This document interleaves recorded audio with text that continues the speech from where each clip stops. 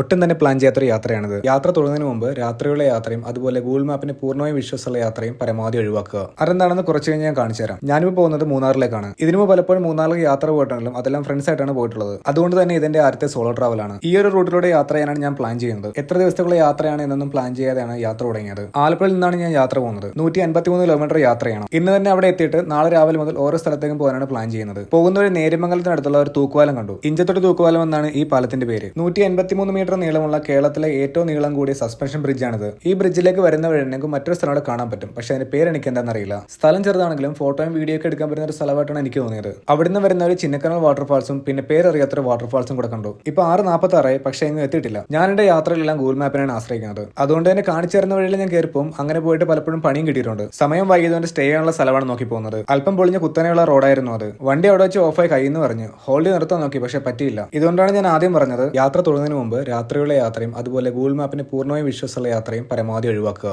അല്പം സമയം എടുത്തിട്ടാണെങ്കിലും ബൈക്ക് അവിടെ നിർത്തി സ്റ്റേ നിർത്തി. അപ്പോൾ ഇനി നാളെ കാണാം.